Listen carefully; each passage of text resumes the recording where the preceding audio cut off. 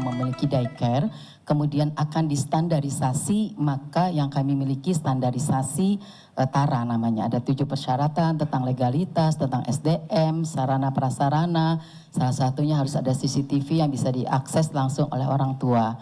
Nah, selama ini sudah ada 70 daycare yang di bawah dampingan dari KPPA, dan 70 itu tersebar di beberapa kementerian lembaga dan juga di provinsi kabupaten.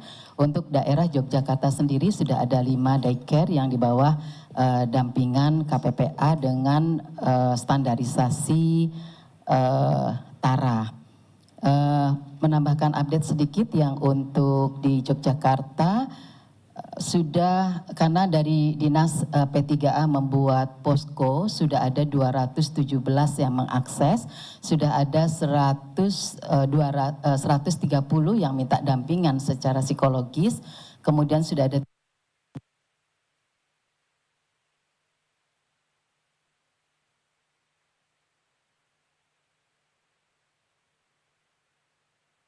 untuk menjadi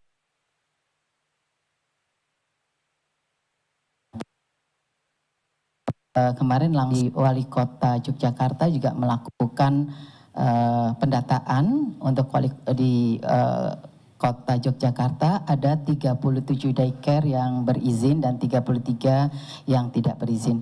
Tadi sudah disampaikan oleh Pak Menko, hari ini kita ingin berkolaborasi dari seluruh kementerian lembaga bagaimana regulasi yang kita jadikan satu, jadi satu pintu supaya nanti pengawasan, pendampingannya juga menjadi satu. Terima kasih.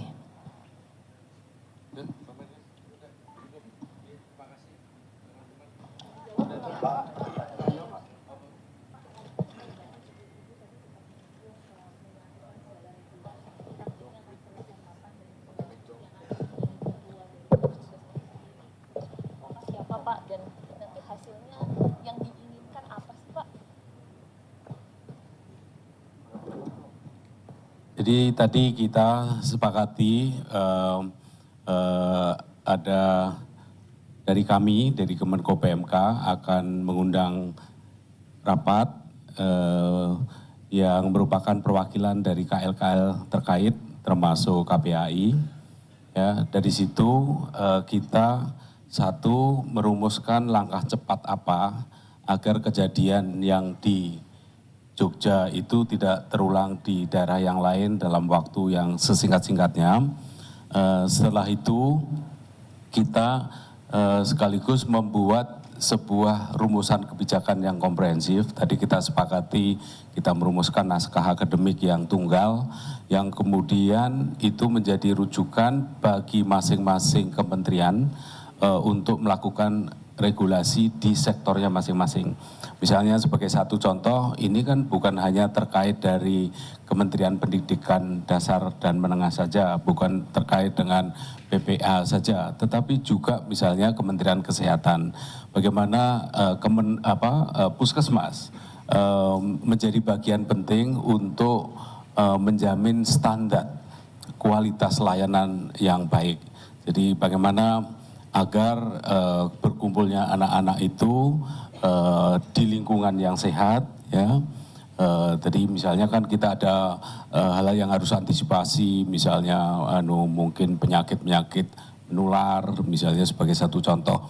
Nah, itu juga akan melibatkan Kementerian Teknis seperti Puskesmas, dan juga tentu saja dari non pemerintah KPAI akan melakukan juga menjadi bagian penting dari pengawasan Kemendagri melalui Pemda masing-masing. Jadi itu akan segera kita rumuskan secepat-cepatnya. Jadi kita tidak menunggu sampai aksi jangka menengah, tapi jangka pendek juga terus segera kita lakukan. Kami juga mohon bantuan dari Pak Mendagri kaitannya dengan peran daerah. Tadi kita elaborasi juga hal-hal yang terkait dengan kewenangan daerah, tanggung jawab daerah, dan lain-lain. Termasuk perizinan tadi juga dari kementerian yang terkait juga kita telah bahas.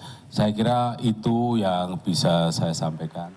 Baru saja kita saksikan bersama statement dari sejumlah kementerian lembaga yang dikomandoi oleh Menko PMK yang merumuskan sejumlah naskah akademik yang harus dipatuhi oleh masing-masing sektor kementerian lembaga agar peristiwa penganiayaan terhadap anak tidak terulang karena tadi ditegaskan bahwa ini sudah mendapatkan perhatian setelah peristiwa Jogja kembali terjadi di peristiwa Aceh yang terbaru. Nanti kita akan tunggu bagaimana naskah akademik yang akan diatur oleh kementerian dan juga lembaga pengawasan berada di KPAI juga terhadap dugaan kekerasan terhadap anak di Daikar.